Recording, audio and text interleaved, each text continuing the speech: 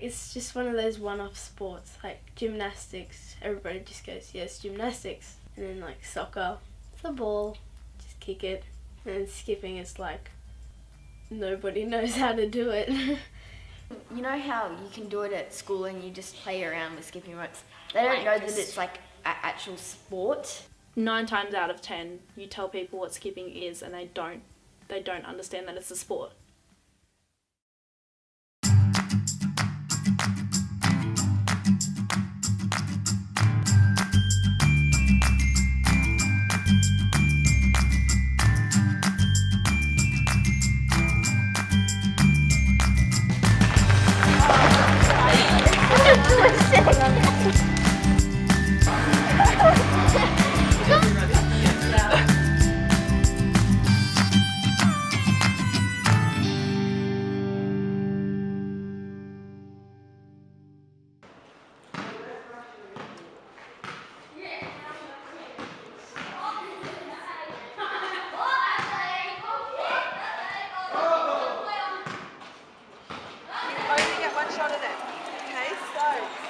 I'm pretty proud to go up to someone and be like, yeah, I do skipping. And they're like, what? Some people think, oh, let's join skipping because it shouldn't be that complicated. It's just spinning a rope and jumping. But yeah, but when you join and everything, it actually opens up a whole nother world. It's more like a sport involving like running and gymnastics and all like the stuff that I like to do contained in like put into one sport. It is fun. The girls have so much fun. Yeah, because and I'm going to talk about girls because obviously We've that's got what we have. But like, what little girl doesn't love grabbing a rope and having a skip? This year will be my 8th year skipping. I started, I'm pretty sure, in year 4. My first competition was in year 5.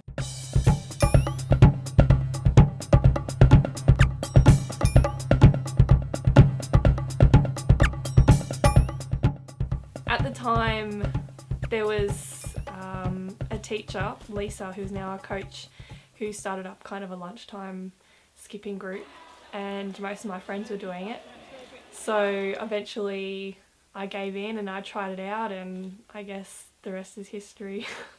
Well, I've been skipping since I was 5 years old, and since then I've travelled around the world, and from a skipper then to become a coach and then become involved in the Skipping Australia and the international FISAC organisation. So to me it is almost my whole life. This is phrase heat number 4. Here we go. Freestyle routine. Judges ready? Not over there. Jumpers ready. You may begin. Skipping has surprisingly taken me overseas twice to America. The Jazzy Jumpers Australia! The year before you go away, you need to meet certain qualifying scores, so you have to work really hard in order to qualify to go overseas. People from Australia can qualify to go to the Olympics. Judges ready, jumpers ready. And us 4 got to do it along with some other girls. Excellent job, Team 2. At 12, I got to go to the Junior Olympics. So that was my first overseas trip, which was unreal. And Hayley, when we went to Junior Olympics, she was only 8, and she came over and competed with us. And she went back there with the girls, with 2 teams that went back there this year to the Junior Olympics. And to be able to say that you've been over there at age 13, 14 and competed and represented Australia at an international competition is just an amazing thing. I think we will. I know that our athlete. Then when I was 15 in 2012, I got to go back over for the World Championships, which is even bigger than Junior Olympics because it was solely skipping, and it was on the world stage. It's a good feeling, like even if you don't go, just to know that like you're good enough to be able to like accomplish something like that. It's a really good feeling, especially when one qualifying nationals, we only made it by one mistake. If we had one more mistake, we probably wouldn't have qualified. I started because of my friends. Like I would see demo teams and want to join my friends in those demo teams. Like I stayed in it because we do performances, not just competing, and there's just new things that you can learn. That's my favourite. Oh yeah, we do it every year. It's like my favourite Performance. Same. Performance thing because it's like at Macca's.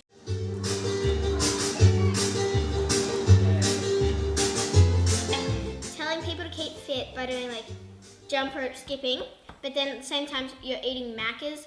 So they shouldn't watch you eat Macca's, but they should watch you skip because skipping is like keeps you fit and healthy.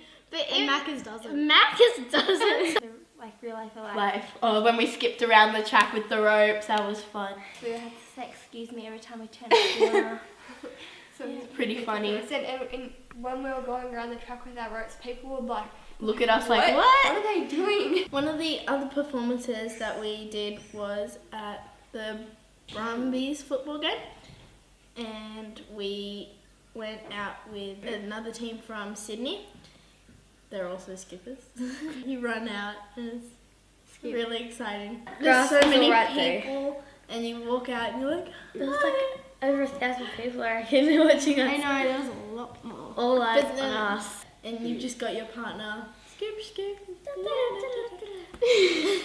And it definitely raised like a more awareness for skipping. Like to try and make it like a more well-known sport for everyone in Canberra, try and get more people to join. Single row, speed, 30 seconds. Judges ready. Skippers ready. Step. I think I'm the same as Ella. Okay, Ella, same thing. Bend over. I know it's Teflon, but smaller feet. 1, 2, 1, 2. I like speed. It's like running on the spot with a rope, either wire or Teflon.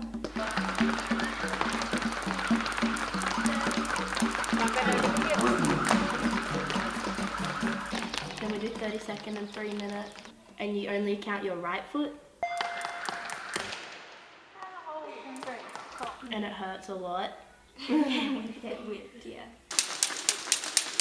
It's pretty much you just do speed until you get higher and faster.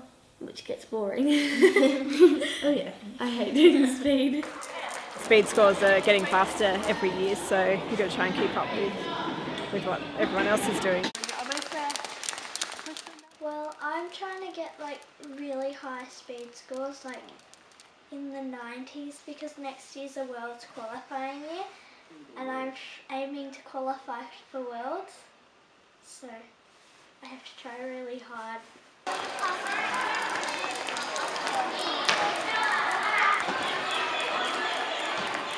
I also try and get over 72 in speed because my PB is 71 and you want to get higher than 71 so you can get like a sticker because that kind of makes you feel special if you get a sticker. I'm aiming for, in speed, probably 90 or 85 in 30 seconds. Is that your best one in a while? What's your best one? 78. 3 minutes, I'm probably wanting to get around 330. And if I were to do 3 minute speed, I would probably aim for 350. When you eventually get it.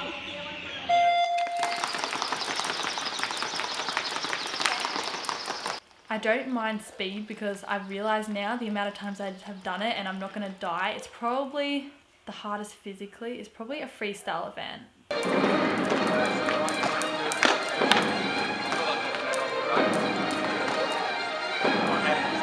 A lot of people will think it's like a foreign language. You'll be talking about like tricks you're doing and they'll be like, look at you like, wow, I have no idea what that is. It's kind of like any sport though, you wouldn't know the terminology or anything. Open, EB, open. Triple switch cross, triple crazy cross. That's an easier one. It's a lot different to what I expected. I thought it was just going to be like easy crosses and everything. Yeah. And then it turns out to be like all gymnastics, flips, triples, doubles, quads. I think it's becoming more difficult. So the skill level's increasing. When we first started, a lot of the skills that they're doing now didn't exist, so it's getting harder and harder. Side, open cross, side cross open, side open open, side cross.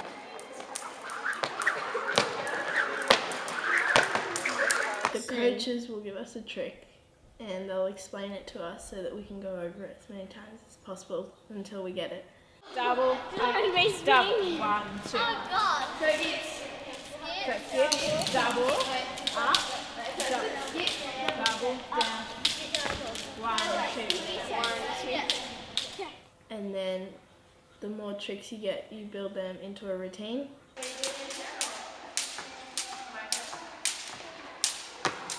And most of our routines are fit to the music.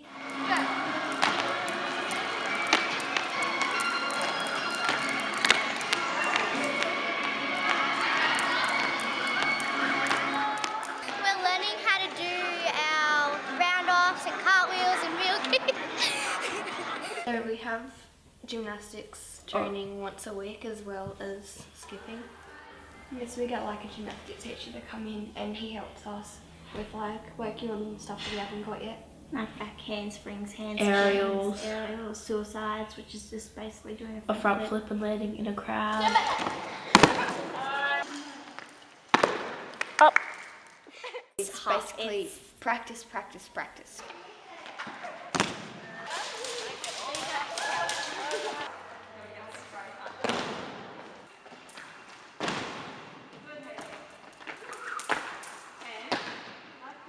You put a lot of pressure on yourself because you're like, oh, I have to get this because otherwise I'll have to place this with another trick because I can't get it, but it's too late and everything. And yeah, like, but you do put a lot of pressure on yourself. All of a sudden, like, you just can't get tricks and stuff, and you keep trying, you just can't get them, and then you quickly need to like swap them all up, and then you can't, and then you just can't remember it, and then you just keep doing the other one. It's pretty complicated.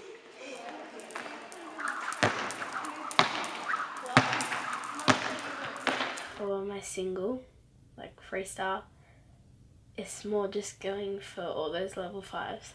Like, coaches are pretty pushy about it. We push them to what we think that they can handle. So obviously the younger kids we don't push as much. It's more about fun and like participating with their team and those kind of things. But once they get higher, and it depends on what their expectations are. If they've been selected for an international competition and that's what they've said that they want to do, then we do need to push those kids a lot harder than the ones that are just trying to do states and nationals and skipping for fun.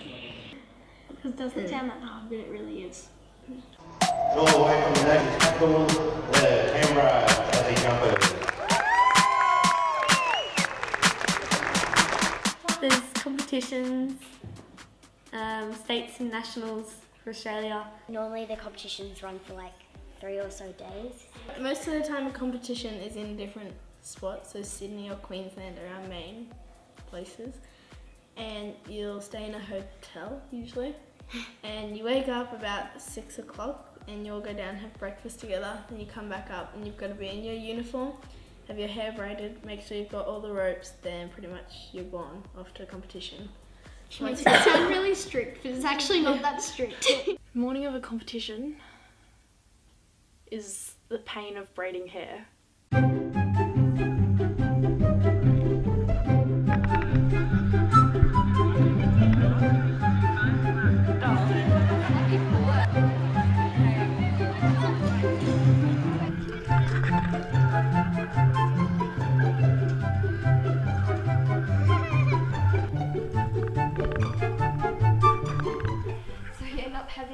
And you end at up the end of the competition, you end up with like 3 days worth of glitter in your hair, which you've got to wash out. and some kind of presentation.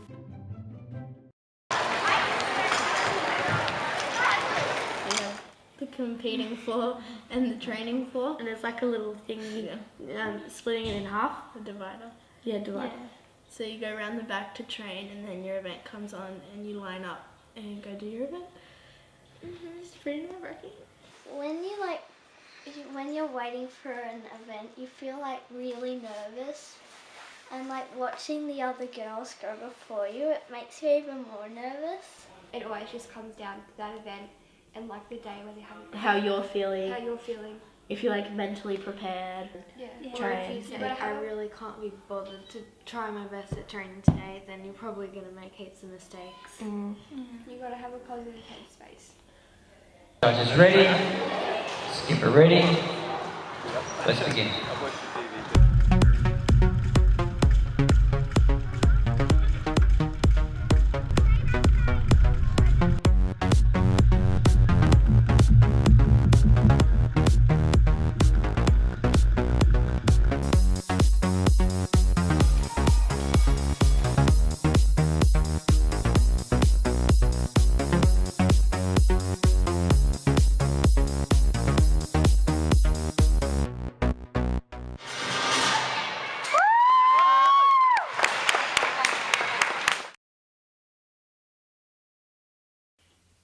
During an event, all that runs through your head is just don't mess up. Don't drop a handle, jump high, keep going. You just got to put on a smile and pretend that you are not in a serious amount of pain and that you're not really breathing properly. And if you make a mistake, you just got to keep moving on. After the event, if you like had no mistakes in your event, you normally feel really, really excited, but then you also sometimes if you get like lots of mistakes, you can sometimes burst into tears because you think you've done really bad.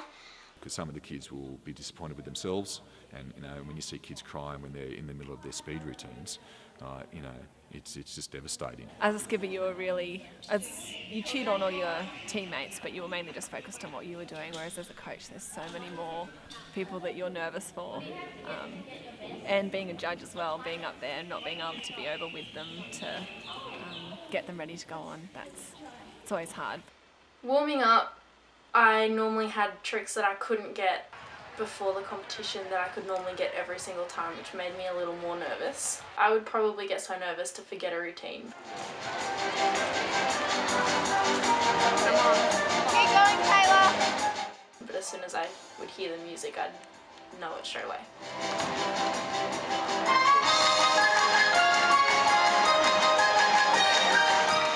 Everybody has to really work together as a team, because if not, nothing works. But then like sometimes you can't sleep because you've just got all this running in your head. And you're like, ooh. And it just, leading up to the competitions is hard because the pressure on you by the coaches and also yourself. Training a couple of times a week and really to get to the higher levels, it involves a lot of extra work at home. I think there was only like 1 or 2 steps in it that made her come last or whatever. And so she got up between states and nationals every day and trained for 15 minutes every morning on her own accord to go, you know what, I want that place, I'm going to do this. It's just hard with the limited time that we have to try and focus on speed, but then make sure all the routines, which take a lot longer to perfect, are still ready to go as well. Through skipping, I have learnt that I am a very emotional person and I buckle under pressure a lot. But at the end of the day, there's not really much you can do about it. It always comes down to the day. You might be having a good day or a bad day. You can't guarantee that you're not going to have any mistakes.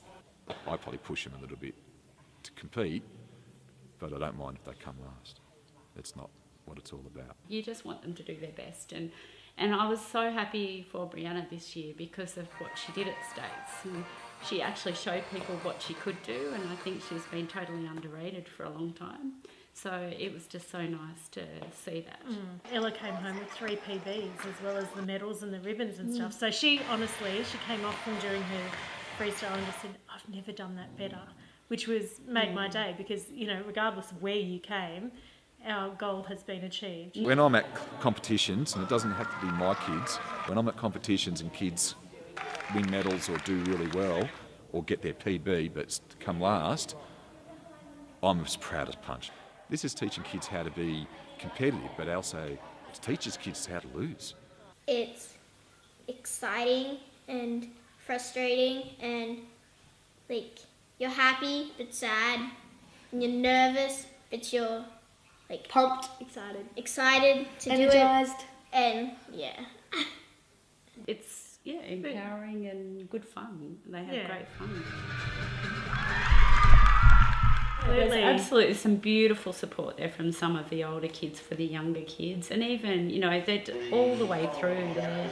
They try to help each other and support each other while whenever anything's going on out on the floor, and I think that's really nice. Just when that one person will come up and hug you, you can just let it all out and go, whew, next event we can go. It's just that encouragement that you feel, and that's one of the greatest feelings you get when you're skipping. Sometimes I see them mucking around a lot because they have such a close friendship.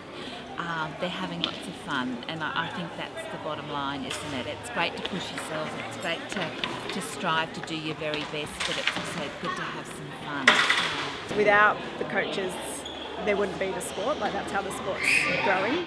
For them to have full-time jobs as teachers and then spend their afternoons coaching kids, and it's not just coaching, it's not just turning up and deciding to do something.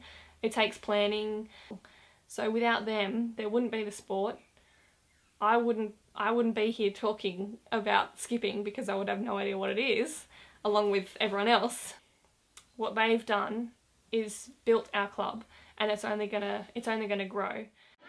Yeah, it's rewarding in the end. Definitely not what I expected when I first started. Does this speak? I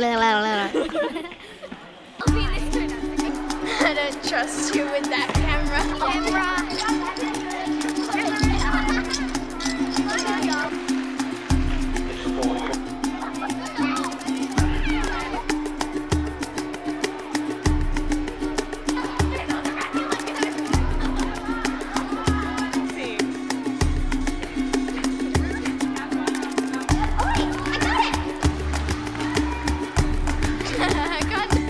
Look at this pain. You're so mean.